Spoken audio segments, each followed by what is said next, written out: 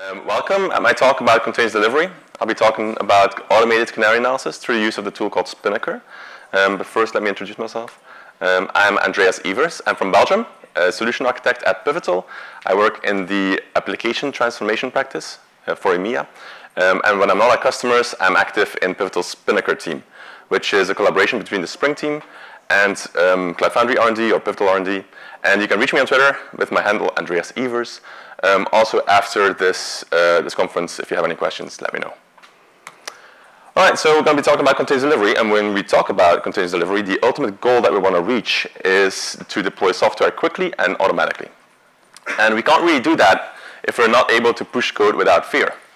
So this highlights the eternal struggle between two opposing forces in software development, where on the one hand you've got speed, and on the other hand we've got confidence. And somehow they don't seem to like to work together often. So especially with microservice development, because we're now doing microservice development, it gets really hard to make sure you have confidence when going to production. Because microservices move that fast to production, it's very hard if you have an acceptance environment to make sure whatever you're testing is not a moving target and it's not already changed on production. So we got to start looking at alternatives, other ways of testing. And one of the ways that we can start adopting is to test in production. It sounds a bit crazy, but if you use things like automated canary analysis, it can actually be very, very beneficial. And one tool that can do that is Spinnaker. So let's take a look at Spinnaker. What is Spinnaker? Spinnaker is a multi-cloud, multi-region deployment tool built by Netflix that supports multiple abstractions. It supports Kubernetes, but also Cloud Foundry, and also VMs or bare metal. So all the major cloud providers are supported, and they've all contributed integrations for them. Especially Google. They've, I think, put 14 FTEs, a team of 14 people, on this project. So it's their main continuous delivery approach, which is really powerful. So Kubernetes is well supported, and Pivotal has supported Cloud Foundry. So we'll see how that works in our demo as well. Netflix, of course, have supported or have integrated Amazon Web Services because they run everything on AWS. And you can run on OpenStack, Compute Engine, App Engine, Oracle Cloud, DCOS. Even Alibaba Cloud is coming up. So as you can see, there's a whole ecosystem around Spinnaker. Of course, there's cloud providers that I've already mentioned. But there's also CI systems like Jenkins, Travis, Worker, Concourse, and more coming up that will integrate really well with Spinnaker. For monitoring, because if we were going to be doing automated canary analysis, we'll be using monitoring.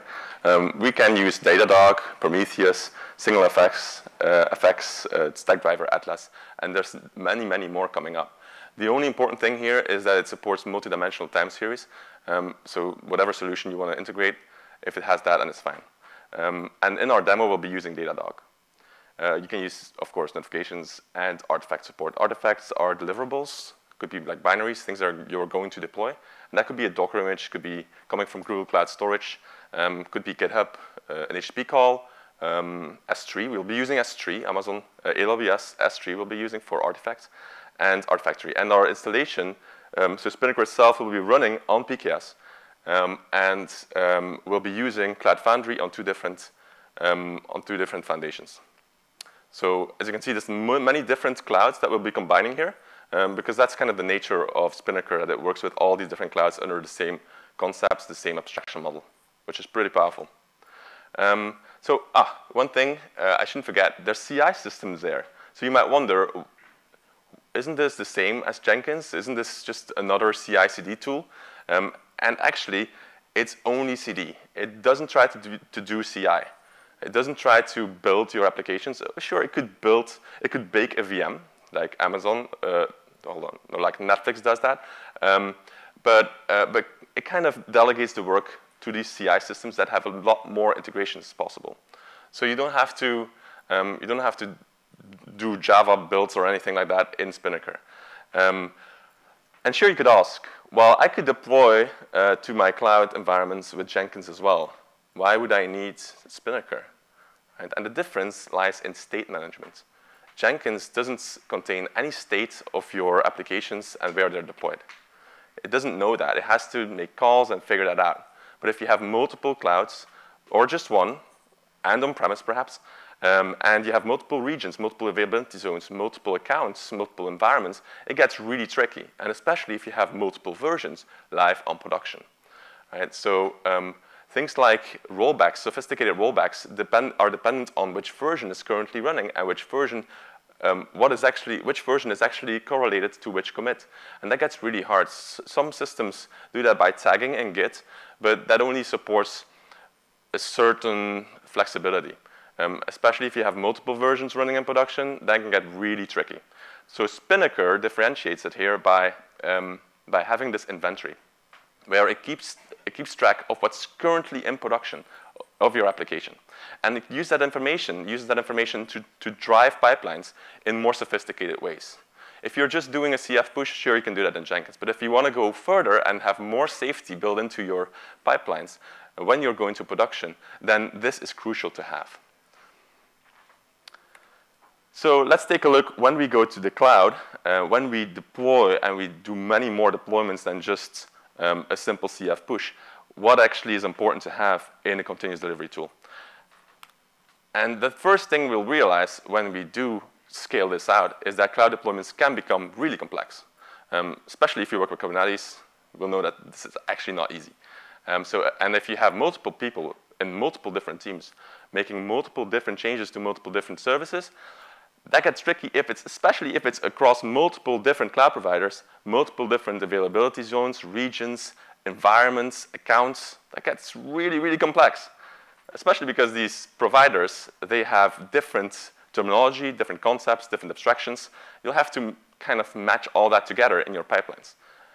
And sure, you could say, well, we only have Amazon, or we only have Google, or only Azure, or whatever, right? We have just settled on one. Sure, but you also still have on-premise, probably, right? There's not that many companies that completely migrated. So having the view across all your different environments, including on-premise, that's an important part. And for Cloud Foundry, that becomes really useful. It becomes really useful to have a composite overview, like this on Spinnaker, a multi-foundation view. So you have your application, it's deployed to a dev environment, testing environment, staging, production, and you can see all that together in one dashboard in Spinnaker across your foundations. So you don't have to go log into each foundation to check which version is deployed where, or just through the CLI, you just have to switch between your foundations. That's not really great. And here you can use that information to drive your pipelines. And when you're creating these pipelines, it's sometimes hard for new teams to onboard. With Cloud Foundry, it becomes easier. If you use Kubernetes, it's still hard. But in general, if you want to have sophisticated pipelines that use metrics, then having guardrails in place, like templates, a paved road is really useful to have them in easy onboarding. And Spinnaker offers that through the use of templates, where you can simply have a pipeline predefined, and the team can just push safely to production. So that's one of the key features. And when you're in production, things can go wrong. It happens. So having the ability to easily roll back is important. And having just this button you can press, where you can have an automated rollback, that's really useful to have, because when we have rollbacks is when we are under duress, when we have stress. And then we don't really think clearly. I mean, at least I don't. So having something like this available, where you can clearly see which steps are going to be undertaken in an automated fashion, not something that you have to do manually and think about when you're under stress, it kind of helps to get things back to normal and helps to take the next step forward. Has anyone seen this image before? It's quite a lot of people, sadly. Where is it from? GitHub, yeah. When GitHub's down, they show this picture. I think they want to say that it never happens because unicorns don't exist, but unfortunately it does. And they really try to make, with this picture, they try to make it clear that you need to make sure that whenever you go down, that as least amount of people are impacted. So you got to make sure your blast radius of your changes is as small as possible. And you can do that by things like deployment windows, where you can look at your traffic of your application and then correlate that with the time frame in which you want to deploy. Of course, added with the idea of when are people in the office. Because if you do that at night, of course, then it's harder to troubleshoot when something does go wrong. So having that availability, or that feature available in your in your Spinnaker installation is really cool because you can use that as part of your pipeline. You can say, let's prepare everything up front, let's make sure everything's automated on my pipeline, and at the moment that I want to deploy to production, or the moment when I even want to switch traffic, that very last point where I'm going to make that decision, I'm going to wait. I'm going to wait until deployment window is there. So that's pretty handy to make sure your blast radius is as small as possible. And when you're creating a deployment, when you're going to production, then having strategies is a key feature. And Bluegreen, I think everybody knows about Bluegreen. We've got plugins in Cloud Foundry that do Bluegreen. That's pretty straightforward. You just pull up a new version next to the existing one. So you have two server groups, and you just switch the load balancer. The advantage there is that if things go wrong with the new version, you can switch back to the old version, no worries. But the downside is that everybody's exposed to the new version because you switch everyone over. So rolling Bluegreen is the next step. It's an incremental fashion where you'll be taking one instance at a time offline and a new version online. So it's an incremental cutover. Now, when we do these steps, we can have a manual verification whether it's going fine. And we can automate that with smoke tests, for instance. That's often what we're doing. But it doesn't go as far as canary testing. So we all do canary releasing, and in a way, rolling Bluegreen is, at the first instance, a canary. You're deploying a canary as a new version to a small set of users. So in a way, you're doing canary releasing. But it doesn't mean that you're doing real canary testing in the full possibilities that it offers. And canary releasing, how Spinnaker sees it, is much more sophisticated. It will do an incremental increase of traffic towards your canaries. But whenever there is an increment, it's going to check whether the metrics of the new version compared to the metrics of the old version is a positive change or a negative change. And based on that, it will automatically roll forward or roll back, which is pretty powerful. And it's going to do that with, well, we'll see it in the demo how it's working. It's pretty cool, actually. Of course, these pipelines, when you build them, you can just script all that in Groovy scripts in Jenkins, or you can write your Concourse scripts or whatever you want to do. You can do that, right? It's possible. But I bet that 80% of the scripts that we write is always the same script. And we always want to do some kind of Bluegreen or something like that, and some smoke tests, and it's always the same thing we're writing. Now, why don't we have that built into some kind of framework or some kind of tool like Spinnaker? Spinnaker offers this, where you can just define your pipeline with a set of stages, and each stage will have, like this, a set of steps, and each step will have a set of tasks, and each task will translate into low-level operations. And these things are contributed by the cloud providers themselves. So they're definitely tested, and they're definitely going to work with the specifics of each cloud. So you can do this pipeline with Amazon, with Google, with Azure, with Oracle, whatever you want, in one pipeline, and it's just going to look the same. So it's very powerful. You don't have to worry about all these implementation details.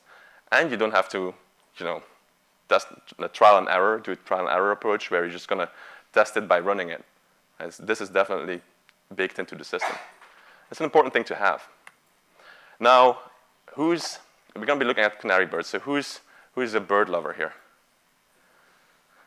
Okay, we've got 4 people. So for you, I've got a special slide in here that lets us appreciate birds, and especially canary birds, because we're going to be killing a lot of them. So let's take a look at how cute they are. I mean, look at the cuteness. It's amazing, right? I mean, this one is the same as the first one, but come on. But we're going to be killing them, so enough of that. And actually, how we're going to do that is through the use of a score. We're going to give this canary bird a score of how trustworthy it is, how reliable it is. And then we're going to move forward or backwards based on metrics. Now, this is just a screenshot. We'll be seeing it in real life in just a minute. Now, we also have Chaos Monkey integrations. So this tool is coming from Netflix. They built it originally. So they, of course, have deep integration with their simian army that they've built of Chaos Monkeys. So you can also integrate that pretty easily. So to conclude, we can go faster with safety. And there's a number of features that Spinnaker offers in specifically the deployment phase, where it lets you have more safety while still being able to go fast to production. So that we've seen automated rollbacks, deployment windows, Chaos Monkeys, deployment strategies in an automated way. automated Canary analysis, which we'll demo as well. But there's more. There's cluster lock-in, traffic guards, manual judgments, conditional pipeline and stage executions, and notifications. And these first two, I might have to say a little thing about it. So cluster locking is really about when multiple pipelines are acting on the same cluster, which is kind of a server group in the terminology of Spinnaker. Then it could be that you're having side effects, or you're having certain combination of factors at play where you don't really have a predictable situation. So cluster locking allows you to lock a certain cluster when you have a certain, when you have one operation acting on it. And traffic guards make sure that whatever strange combination of sophisticated pipelines are running at the same time, you will never delete the last server group in production, just to make sure, right? Because, you know, there could be this strange combination of factors that does delete the last one. And then you have downtime. So you can have more of these features in there that allow you to protect yourself. So let's go to the demo, right? The demo is always more interesting. So for this demo, I've got a little scenario that kind of helps us to understand what's going on. And I'd like to use Rick and Morty. Who's familiar with Rick and Morty? Oh, wait, who's not familiar with Rick and Morty? Okay, there's still quite a few. So Rick and Morty is a cartoon. It's kind of crazy. It's about interstellar, multidimensional time travel stuff. And you've got this crazy engineer here on the right, and this little kid that is always taken along for adventures. And there's two adventures that we'll be talking about today. And they're going to be defining our blue and our green versions. So on the one hand, we've got our green version, which is Pickle Rick. Now, in the series, Pickle Rick, actually, it's just Rick who turns himself into a pickle because he doesn't want to go to family therapy. He just hates it.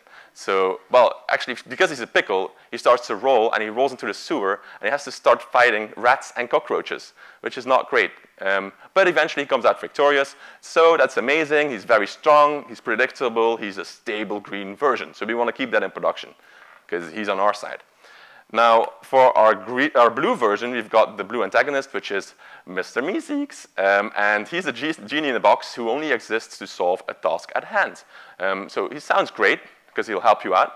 But the problem is, if he can't help you out because the task is just unsolvable, then he'll become aggressive. He'll become dangerous for us. He's a chaotic version, and we want to roll him back. So the blue version is something that we don't want to keep in production. So the backstory, if you haven't heard about it, Mr. Meeseeks is being spawned to solve the task of getting this guy to golf better, but he just can't play golf.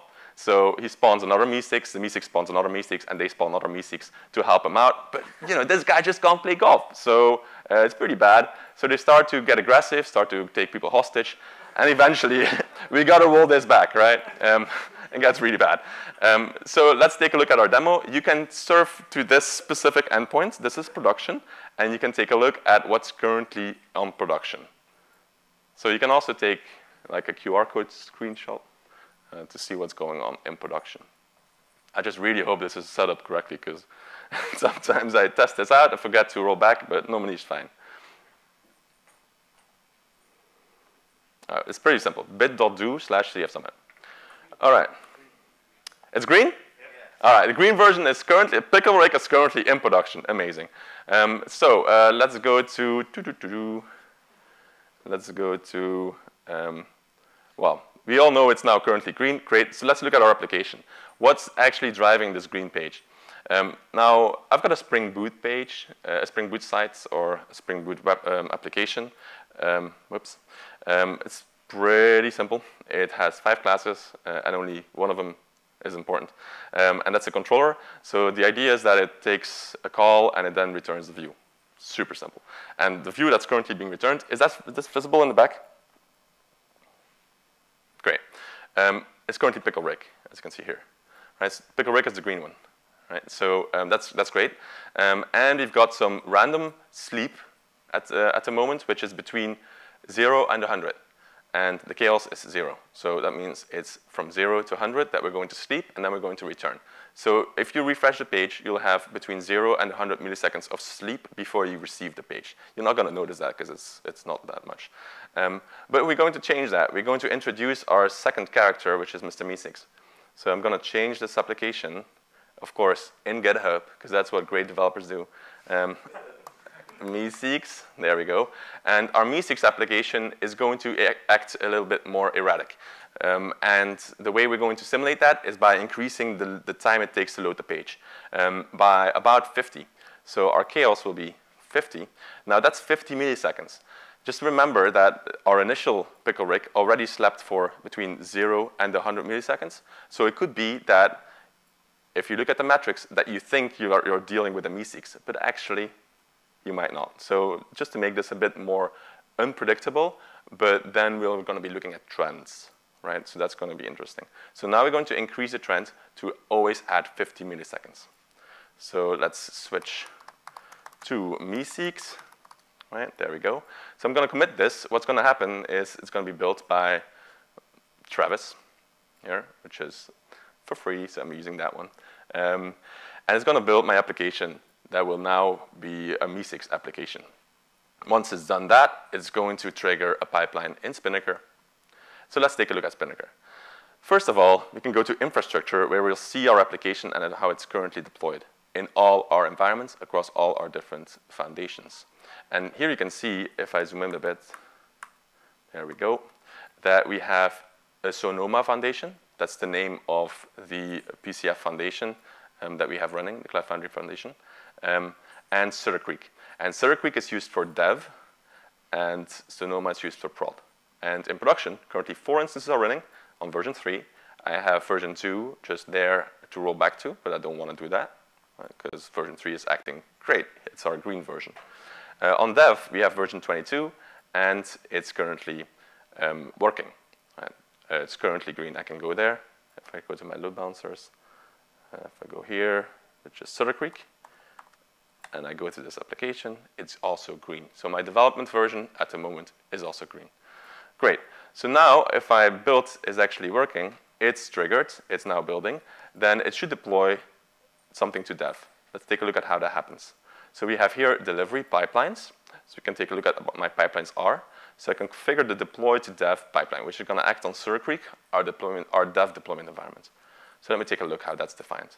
So the configuration here is actually looking at a webhook, and the webhook is going to be triggered by Travis if the build was successful. So let's verify whether that's working in a second. Now, if I look at what's going to happen once this webhook is triggered, it's going to look at an artifact from an artifact repository, and there can be many of them. It can be Jenkins, could be Artifactory, could be S3, could be custom artifacts, could even be GitHub or Google Cloud Storage or whatever you want to use. So these are all these artifact repositories. So I'm going to look at an S3 bucket on Amazon, where I'm going to take my built artifact, and I'm going to deploy it to dev. And the way I'm going to do that is through using a strategy called Highlander. Now, does anyone know what Highlander strategy could be? What could the Highlander strategy mean? There can be only one. Exactly. There can be only one. So this strategy is going to take its sword. It's going to cut off the heads of all the existing instances. I mean, that's kind of what it means. So it's great because on dev, we don't need to be highly available or fault tolerant or whatever. We just want to see that one instance working. So that's going to happen. And it's going to deploy that with a Java build pack. So this is kind of what you're put in the manifest. You could have a manifest also from an artifact repository, from wherever you want to get it, or you could define it through a form. And I opted for the form. The route is going to be the same route for Sutter Creek, so the dev environment. And here you can see all my keys, which I'll be changing after this presentation, of course. And you have develop deployment type here, which is going to say this is just the development instance. You don't have to look at this for my further stages. So if I look at the pipeline, it's been triggered. And let's take a look at infrastructure. As you can see now, version 23 is now coming online. I don't have to go to my CLI to figure out what's going on that foundation on Cloud Foundry. I don't have to go to the interface or anything like that. So that's great. So it's deploying that, and it's going to remove version 22. So deploying to prod, that's the next step. Let's say we're going to go ahead with this. We'll see once the deployment is finished, because it still has to tear down the old version with the strategy of Highlander. Deployment to prod is now going to do more sophisticated stuff. Let's see. So it's first going to deploy a baseline, and then it's going to do, and at the same time, it's going to deploy a canary. These two things are going to be our are 2 instances, actually 4, because I'll be deploying 2 of each, where we're going to do our automated Canary analysis on. And why do we deploy a baseline? Because we already have production running. Why don't we just use production and the Canary? It's because when you have a long-running application, it could be running for months already. Then you could have memory leaks that are built up, or it could be that when we start the Canary that we have certain spikes in CPU and memory. You could be warming up caches. So those things we don't want to compare to a version that's already running for a very long time. So we also want to have this level playing field for the baseline, for production, and we want to spin up baselines as well. And then these 2 are going to run next to each other. So the baseline is just going to clone from production. That's simple. And the Canary is going to take the same version as it is on development. So this is going to be, hopefully, our meeseeks. Then we do Canary analysis. And with the Canary analysis, we're going to be using a configuration, which we'll take a look at in a minute. We're going to run for 6 minutes. We're going to have a delay of 1 minute before starting the analysis, because we really want to get rid of this first minute of startup, because the metrics there are very different than what you normally have when you run the application. So we're just going to ignore that part. And then every minute, we're going to have an analysis where we're going to check, is this actually good or not? And then based on our results of this analysis, we're going to either roll back or roll forward. Every 10 seconds, we're going to have a step where we're going to receive metrics from Datadog, because we'll have metrics in Datadog. So let's take a look at what's currently going on. So it's almost finished here. It's going to be taking another 10 seconds, I guess, and then it's going to kick this off. So let's take a look at our config for Canary. So this should be, yeah, OK. So this is shrinking the cluster right now. So our Canary config that we're referencing in our Canary analysis phase looks like this. So here we've got 2 different groups. We've got the Rick and Morty metrics, and we've got system metrics.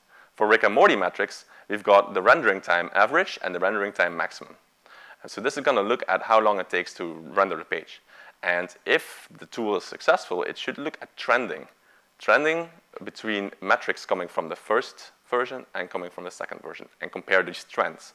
And not just freak out if there's something wrong with the initial metrics that you get. So it should really be looking at some statistics. And for system metrics, we've got CPU for the CPU usage for the system, for the process, some memory usage, and also looking at logback events, anything in the logs. If there's errors being generated, we want to roll that back as well. OK, so these are basically the different metrics that we are going to track. And we're going to then analyze whether we want to go forward or backwards. The metric group weight, we're going to assign more importance or more weight to Rick and Morty, because that's our business metric in a way. Right? That's the metric we defined ourselves. While system metrics, well, also important, of course. But for our demo here, we're only attaching 30 weights on that.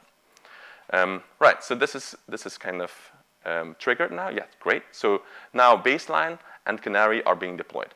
Now I'm going to have to ask all of you to refresh your page once the first minute of warm-up is finished. I'll tell you when. Because we need a lot of metrics. We need some data from production. If nobody's visiting our website, we don't have metrics for our rendering time.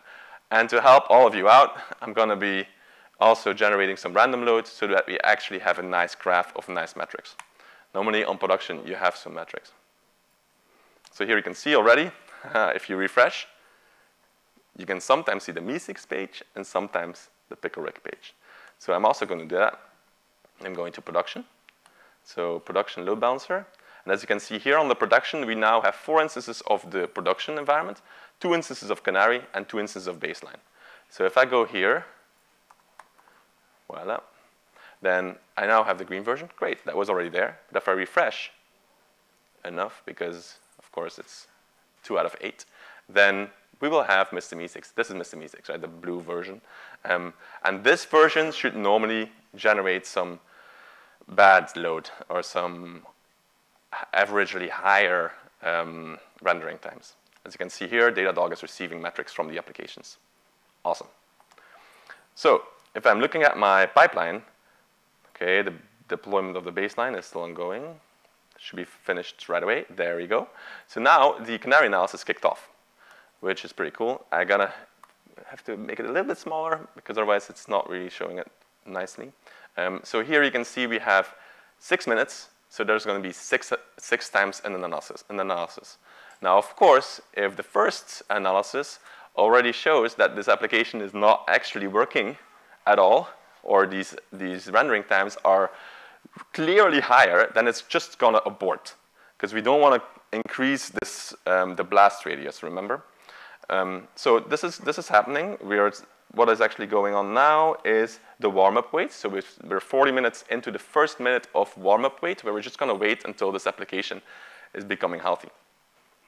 Then we're going to wait for 1 minute to receive metrics. So in 7 seconds, you can start refreshing. We can do it an hour already if you want. All right. Right, so now the metrics that you're going to start generating are actually going to be part of the analysis. So this is pretty cool. So let's take a look at the other thing that we are seeing here. This orange one, this is a manual judgment. It's actually just a big red button to press if you want to continue or not. Now this is the difference between continuous delivery and continuous deployment. Right? So the more cool thing, I suppose, is to be completely automatic. True, but you can't underestimate the value of manual judgments. Like if you have a human interacting with the pipeline, the benefit is that this human has a gut feeling, and computer doesn't have a gut feeling. So it could be that the human senses that there could be something wrong. Maybe he heard something from a colleague that there might be some firewall changes coming up just during this time frame. It might be possible that it's just right now, and it might impact, especially if you're changing your version. So you could say like, okay, the Canary analysis turned out to be successful, or my application is working, but actually I don't want to go ahead. Right? Or it could be that you want to have marketing maybe align this with some kind of email campaign or anything like that. So then you can say, okay, I want to go ahead or not. Oh, so let's see. Our Canary analysis has already reported that something's wrong. So let's take a look. The Canary has run. The interval was 1 minute. And let's take a look at what this generates. So now we go to our Canary Reports. And our Canary Reports here show me a number of different metrics. So of course, these are the same ones that I've created in my config. We've got JVM memory usage, which is almost exactly the same, funnily. But if you just look at a certain moment in time, if you just compare this manually, the Canary with the version on production, then you might see, whoa, this is completely different. Sure, but the trend over time indicates that actually this is very similar. And due to garbage collection, you can't predict when things are going to be similar or not. It's just the trending that's very important. So the engine here that's going to judge whether this is successful or not actually takes into consideration trending of your metrics. Logback events, there's no events on either side, no errors. Application is working amazingly well. Then for CPU usage, also there you can have spikes, but eventually if you look at the differences, it's pretty similar. And we can also look at the B-swarms box plot, and you can see that the standard deviation is kind of similar. Of course, you've got outliers, as you can see here. The CPU sometimes can spike, but we don't care about that because the standard deviation is similar. Then for the rendering time, well, I think this is pretty clear. Now, I didn't expect this huge difference because, of course, you could have with your baseline from 0 to 100 milliseconds, and your Canary, let's say you have 100 milliseconds where you have to wait, and your Canary is just by chance always ending up on 50 milliseconds, so 0 plus 50, then you might think your baseline is acting worse than your Canary, while it's actually the other way around. Now here, of course, our metrics are smart enough, or our system is smart enough to judge the metrics correctly. So now, of course, it's going to roll that back. I think it's already done that. If you refresh your page, it will only be pickle Rick now. Yeah, it's like 2 minutes ago, it tore down all the other stuff. So if I look at my infrastructure now, everything's gone again. Super simple, automatic. The blast radius as small as possible. All right, so that's kind of the demo. Let's go back to the slides. So as you can see here, automated Canary analysis can really help you to start testing on production and not having to have lengthy release cycles with a lot of different tests you want to run in an acceptance environment. And this kind of indicates this struggle between speed and confidence, that you can combine them. And using a tool like Spinnaker offers you a lot of different features to get to production fast while making sure you still have confidence. If you want to know more about this, then I advise you to read this book. It's available on Spinnaker.io website for free. It's about 75 pages. It's a really quick read. But it goes more in detail about everything I've talked about today. And also about the concepts behind it. So if you don't want to use Spinnaker, you could use another tool as well. But just the concept of making sure you can actually have safety while going fast. All right, and if you want to see the slides, they're on Speaker Deck. You can reach me on Twitter. If you have any questions for the whole Spinnaker community, you can reach us on Slack. Stack Overflow, just a tag Spinnaker. And there's a lot of documentation on Spinnaker. So if there's any more questions, I suppose we're out of time, but I'll be around, so you can definitely ask. And thanks for coming over.